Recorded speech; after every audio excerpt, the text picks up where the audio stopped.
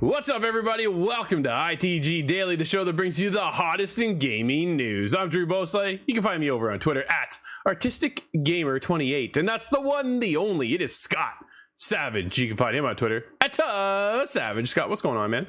Oh, we just mentioned earlier, dude, beating games, beating them off the list, finishing them finally, and closing the chapter. I thought I was getting towards the end of Modern Warfare 2, and not quite there yet. How many hours do you think you're in?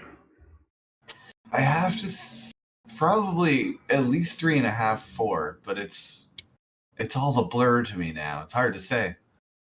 3.5, 4. So you think you're halfway? Are you halfway, you think? I'm certainly more than halfway now. Yeah. Are you? So, all right. I'm interested. Dude, I just finished up Prison Break. That's where I'm at. Oh, nice. I'm just wrapping up what I'm working on, and then you'll be able to find out a heck of a lot more on November 3rd, as Steve and I will have our review out of God of War Ragnarok. So make sure you swing by our YouTube channel. You're not going to want to miss that. We have a lot to talk about. Man, these restrictions are something else, though. I'll be wow. Yeah, which I get it. I warrant. I understand all of the restrictions that come behind some of these embargoes, and with this leaks and spoilers that are out there, yeah, be very mindful of all of that. We will keep warning you until the game is out on November 9th. So exciting times, man. Yeah, I cannot wait to talk about this game. So, Scott, what we are talking about today is over on twitch.tv/the official ITG, as well as YouTube at ITG. But if you can't join us live, hit us up later inside the game.ca podcast services and TV streaming networks around the globe. Coming up on today's show, it's a good one. The Last of Us TV show release date has been leaked and is not too far away. EA partners with Marvel and is working on 3 new titles, and Call of Duty Modern Warfare 2 has the biggest opening weekend in franchise history. It is a staggering number, Scott. Man, unbelievable. All right, let's get into it. This is The Last of Us TV show release date has seemingly been revealed early by an HBO app. Dude, HBO screwed up. I'm calling it right now. This is Jordan Midler over at VGC. The HBO's The Last of Us show will premiere in January, according to the HBO Max app. According to multiple Twitter users and verified by VGC, the entry of the show on the HBO Max app lists the release date as January 15th, 2023. Scott, that is not far away, man. No, that is not far away at all. I'm excited to watch this, by the way. Oh, yes. We will. I'm going to be working on trying to get us in there for review. I want to review this. I think this is an important one for us to get into, so I definitely want to get in there. Dude, I got an itchy ear this morning. Yo, I'm going to tell you a gross story. You ready for this? Uh-oh. Yeah, because I've been nervous ever since. This is how it works. I was down here one day and I put my headphones on and my ears got a little tickle in it, right? And I was like, oh, scratch that. And I take off my headphones, and you know what's in it? Is an earwig. Dude, I've never in my entire life had anything like this. And all of a sudden, I was like, what is this? Yeah, there's a little side tangent. Yo, I told my son this. He goes, you had an earwig, didn't you? He goes, I'm like, how'd you know? Like, I've never, I was like, well, apparently I'm not alone, but it's nice and cozy, apparently, in my Logitech headphones. So, I get out of my headphones. It is a brand endorsement. yeah, right? Yo, I'm telling you, these things are killer. I love these headphones. They're fantastic. But yeah, it's one of those, it was, man, like something, that's just weird. But either way, yeah, HBO, dude, they leaked their own release date. And at this point, like, oh, that's just, how does that feel then for Sony, Naughty Dog, and everybody involved, like Pascal himself, everyone who's working up towards this, this marketing blitz we're about to probably get involved with here, and it's just been, the cat's been let out of the bag. Poof, like just up in a thing of smoke, man. It would be nice to see the positivity around just the idea of the release. That's got to be exciting. It's something you worked on, it's come to fruition. This is not the way they imagined letting the public know, but there's still going to be a good reaction to that knowledge. Yeah, no, absolutely. Brad joins us over on Twitch and says, I'm not ready to see prequel episode of Last of Us. Not sure if Scott's played it. No, he has not played it. That's unfortunate. But Drew knows what scene I'm talking about. Yes, I do. Before the fall. That's when the gas prices go up and oh no. We're there. Dude, this is very exciting. I cannot wait to get into this. Pascal is the main actor. He's playing as Joel, who's known for his work in The Mandalorian and Game of Thrones. Intentionally created distance between his version of the character and Troy Baker's in-game portrayal, only briefly watching his nephew play the game. Quote, I watched for as long as I was able to that day, and then I had to leave Florida. He recalled in an interview earlier this year. I found Joel so impressive. I found the whole of it such a visually impressive experience, and then I got worried that I would want to imitate too much, which I think could be in the right circumstances and then a mistake in others. Dude, I get it, right? He wants to create his own, he wants to portray his own character of Joel and not fall into the role of what Troy Baker has created as the voice of Joel himself and how all that's gone down. So I'm very, very anxious to see how this goes down and how it all plays out. And yeah, dude, I think we're in for a heck of a show. I think this is gonna be awesome. I'm super excited. I really think so. Think of The Mandalorian. I don't know if anybody dislikes that show. Man, I loved it. When they went over to Boba Fett, I was just like, this is not the same. This is really. I never watched any of the Fett. Yeah. Just wasn't quite the same for me, and it was just like, give me more Mandalorian. That's what I want. I just want more of the Mandalorian. It was. I loved it. So yeah, Pascal coming over here. I think he really looks and portrays the character of Joel too. He really kind of fits that grizzled look. So I'm excited. I'm also excited, but somewhat kind of nervous, Scott. It's Electronic Arts has signed a 3-game deal with Marvel Games. Woo! Really? What are your thoughts just on that title alone? This is actually from my press release. It's 3 more games, and I worry about Marvel's Avengers, or if it'll follow that same kind of mold. I hope they've learned their lessons from the intense monetization of that game. Absolutely, yeah. So we do know that one of the projects is Iron Man. They've already announced that. EA Motive is working on that title. The other game is Untitled Black Panther, which also will star Captain America. Interesting time lapse there and how that's going to kind of tie in, but we don't know what the last game is, Scott. So we'll see. We have been longtime fans of Marvel and their impressive leadership. So this is a remarkable moment for our developers as well as our players and fans, said Laura, the COO at EA. Iron Man will be led by Oliver Prue, who worked on the excellent Marvel's Guardians of the Galaxy. Dude, I like that game a lot. That game was a ton of fun. I think I've seen it still talked about. Exactly. I haven't played it yet, but I'm meaning to get around to it, but there's just a million games. Yeah, you think? We're not short, that's for sure. We look forward to welcoming Marvel into the EA family of creators and know this collaboration will produce exceptional experiences for our players. We can't wait to see players' reactions when they suit up as Iron Man and do the extraordinary things this superhero is known for. Man, we'll see what happens here, Scott. Amy Hennig's team is working on the Black Panther and Captain America crossover game, so that's exciting to see what she's up to. Anything she does, I'm so down for. So we'll see what happens, but she's over at Skydance, so that's not part of EA though, is it? The Untitled. No, I don't think so. That's interesting. Yeah, I'm not certain. Yeah, so they have 3 titles. The only one we actually know of is Iron Man, because Skydance is a whole other thing. That's a whole. You're starting to see Marvel Entertainment branch out and give their beloved IPs to other studios that they're hopefully building trust with and able to then produce an incredible game. I think Insomniac really kind of started to pave the way with Spider-Man. Then we're going to get Wolverine, which is rumored to have drop next year. We're also possibly getting Spider-Man 2 next year. Like, holy man, if we get those. Do we get Amy's game next year as well with Black Panther and Captain America?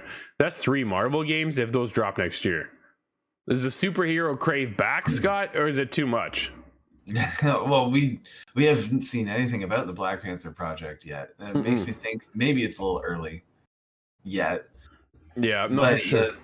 The movie theater, the Marvel Cinematic Universe kind of reached its peak, I thought, a couple of years ago.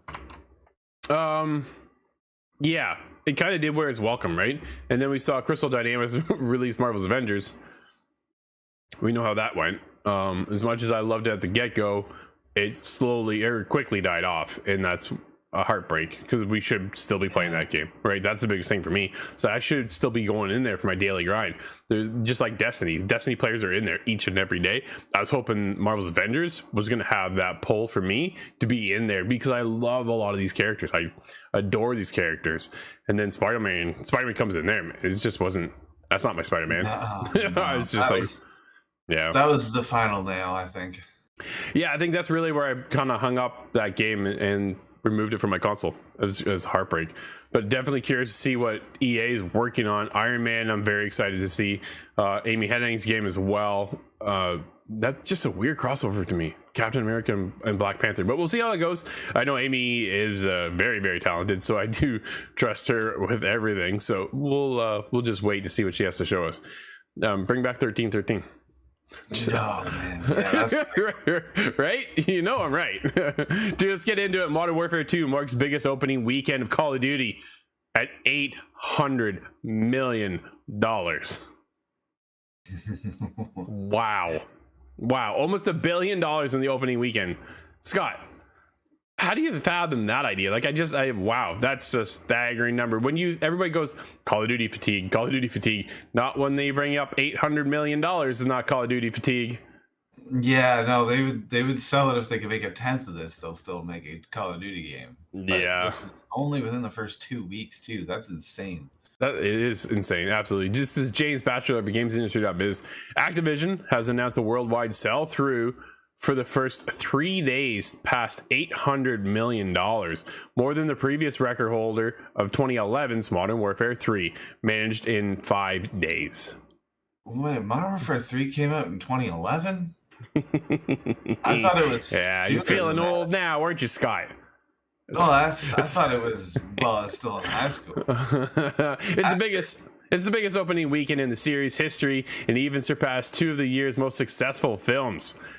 Citing figures from the Box Office Mojo, Activision claimed that Modern Warfare 2 outperformed the opening weekends of both Top Gun Maverick and Doctor Strange in the Multiverse of Madness combined. Dude, the Doctor Strange movie I did not enjoy whatsoever, unfortunately. It was I haven't enjoyed any of them now. I think that was the third one. But I want to enjoy Modern Warfare 2. And I think I played the first opening sequence and I was already blown away. So I got high expectations, but I'm wrapping up God of War first. And I can't talk about it, but we'll get there. November 3rd, everybody. Stick with us. We got a lot to say. But yeah, this is staggering numbers. Absolutely fantastic. This is much better than the Vanguard disappointment that we all played last year. So it's nice to see them come right back around. And this has got to help. Here's the thing. Let's get into the Activision Xbox controversy, because we all know that Activision is looking to get purchased by Microsoft. Sony, on their other hand, goes, oh, wait a second. But yeah, you have the whole deal going down with $800 million in 3 days, Scott. That's across Xbox. That's across PlayStation, right? And then that's on Steam as well. Don't forget that it also went to Steam this year, which is a nice little boost for them, I'm sure. So when you have a juggernaut game that makes nearly $1 billion in 3 days, right? How does this look now? Or if you're over in the UK and you're one of the regulatory higher ups looking at this situation, do you consider that? Do you take that into account and go, you can't have $1 billion in 3 days just on the Xbox platform? Well, isn't that the whole point of the business, though? It is. I get it, but you know where I'm coming from, right? Playing devil's advocate here, Scott. What do you think? Come on. What do you got? Well, they can't. If anybody's trying to downplay the value of that deal, it's not working out. It's going to be obvious, but I feel like that's already been known by gamers Call of Duty's just massive, always will be. Yeah, I think regardless, right? I think Call of Duty is just one of the staples in the industry, and I think this is why Sony is so worried. But it's not coming to Game Pass anytime soon. We mentioned that like 2 weeks ago. So it is one of those things. Brad says we need Spider-Man VR. You are mistaken. Because I thought there already was one. There is one, and it's not good. No, it is not good. I played it. It is pretty bad. Well, the idea of swinging around in VR is an awful mess for motion sickness. Yep, that's why I said Brad's mistaken. That is a bad move, Brad. Very bad. If they can figure out the motion sickness, then I'll give it a try. But man, the minute I see one swing through the city, and that's the end of that. Yeah, so, I don't know if anybody can tense around that. No, that'd be one heck of a move. So, but yeah, PlayStation able to keep the deal alive for now, right? We're not getting another Call of Duty next year, Scott. That's the rumors that we're all hearing about. They're actually going to take a year off. Do they want to take a year off after nearly making $1 billion in 3 days? Well, I think that's pretty much what happened to set the stage, though. Yeah, I think there was a year taken off since Vanguard was came out last year, didn't it? Studio, I believe, though. I'm looking it up. Hang on. It's the So Vanguard came out in 2021. Yeah, it was last year, November 5th, last year by Sledgehammer Games. So, yeah, not well received, but no, clearly going back into the Modern Warfare franchise series. Everybody's loving it, so that's exciting to see. But yeah, we'll see what the future holds out with Xbox and all that kind of stuff. But we'll be jumping in here soon. Myself, yourself, Kyle has it. Corey, Adam have it. Yeah, there's a bunch of us ready to go. So I'm for the first time, Scott, I'm actually interested to try some of the multiplayer stuff. Maybe not get so destroyed. So that's exciting. And there's co-op multiplayer too that I want to play with you guys. Yeah, I'm down for that, dude. I'm so in. All right, let's get into what PlayStation's up to, because they lost nearly 2 million subscribers since the revamp of their PlayStation Plus subscription model. Surprise, surprise. Maybe because everybody was a little confused on how all this went down. This is Andy Robson over at VGC. PlayStation Plus subscribers have dropped nearly 2 million users since the revamped service launched in June. That's according to Sony's latest subscriber estimates, which were published on Tuesday as a part of the fiscal year 2022 financial results, the first full quarter since it launched the revamp of PlayStation Plus. Despite the revamp, PlayStation Plus subs declined for the third quarter in a row. Total number of subscribers stood around 45.4 million for the 3 months ended of September 30th, 2022, down from 47.3 million in the previous quarter. PlayStation Network monthly active users were also down during the 3-month period of 102 million, a decline from 104 million in the year earlier and 103 in the previous quarter. This appears to be Sony's lowest figure since it began reporting this data in early 2020. However, despite the decline in subscribers, Sony Network Services revenue, which encompasses PlayStation Plus and advertising, actually increased by 10%, Scott. So numbers are down, revenue is up. And here's why. The biggest thing is to change the subscription model, and the highest tier is where everybody's jumping in at because they want all the bells and whistles and all the goodies, right? The exec said he expects subscriber numbers to recover during the company's next quarter, partly due to the impact of Call of Duty Modern Warfare 2 and God of War Ragnarok, Scott. What are your thoughts? Well, that's gonna bring you back to the gaming sphere if you've been out for any length of time. God of War or Call of Duty will cover both bases there, but it's interesting they're losing so many subscribers though. Is that, and I struggle if it makes any sense at all, but is that as we return to normal still? Is that pandemic effect? Right. I'm not sure how long we can really say that for though. Well, although we live in Ontario, right? So we have to kind of contrast that with the world.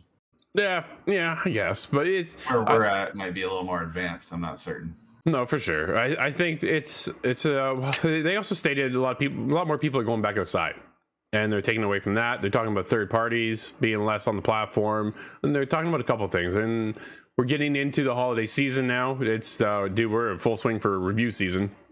That's unstoppable right now. But moving forward, how are they going to pull that back? I think the biggest move, and one of the biggest reasons why this all happened in the first place is that the confusion of this tier model with extra and premium and then the regular PlayStation Plus, like it's all over the place. It didn't have a smooth launch, right? I think that was the biggest thing. You're welcome, your mama.